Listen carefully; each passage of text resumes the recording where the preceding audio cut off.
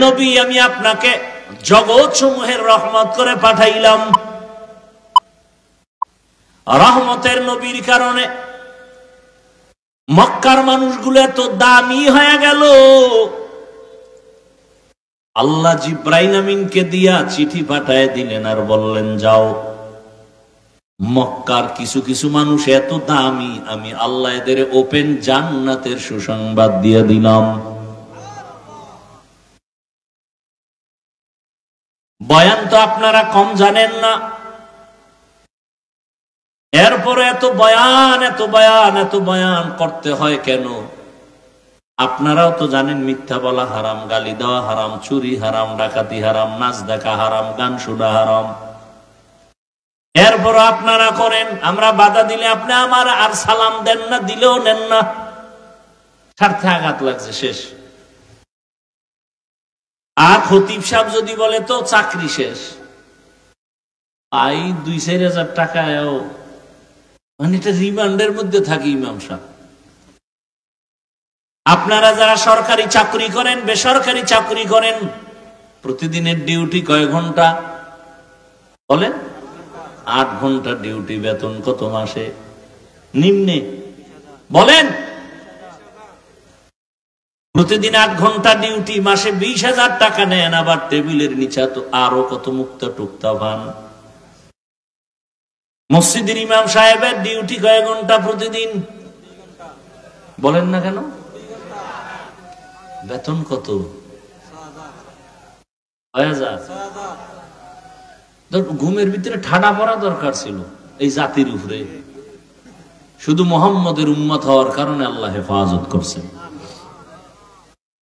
রহমতের নবীর উম্মত হওয়ার কারণে আল্লাহ হেফাজত করেছেন। 24টা ঘন্টা ইমাম সাহেব ডিউটি করে, বেতন 5-6 হাজার, তাও ঠিক মতো দেয়া হয় না।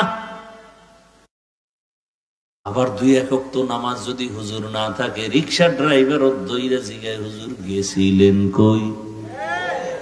ইমাম কয়, কে তুমি? আমি রিক্সা ড্রাইভার। এত পাওয়ার? মাসে 5 টাকা বেতন দিই। এরকম বেয়াদব আছে না নাই? জিন্দেগি মে বন্দেগি তু করনা হে, जिंदगी में बंदगी तू करना है, जिंदगी बे बंदगी शर्मिंदा है, जिंदगी बे बंदगी शर्मिंदा है। यहाँ हम सब मुसाफिर दिल ना लगा, अहले दिल की नजर से रूह करतजा, शाह दौलत सब फकीर गर नेक ने है, शाह दौलत सब फकीर गर नेक ने है, जिंदगी में बंदगी तू करना है, जिंदगी बे बंदगी शर्मिंदा है, जिंदगी बे बंदगी शर्मिंदा है। এর এলাকার বাবারা, বৃদ্ধ বাবাজি, যুবক, পর্দার আড়ালের মা বোনেরা, এ জমিনে যত ভালো ভালো সন্তান আছে সব খবর নিয়ে দেখবেন মায়ের কারণে ভালো। গাছ ভালো হলে ফল ভালো, মা যদি ভালো হয় সন্তান ভালো। দুনিয়াতে যত ভালো সন্তান দেখেন, খোঁজ নিয়ে দেখবেন তার মায়ের আদর্শ ভালো হওয়ার কারণে সন্তানের আদর্শ ভালো।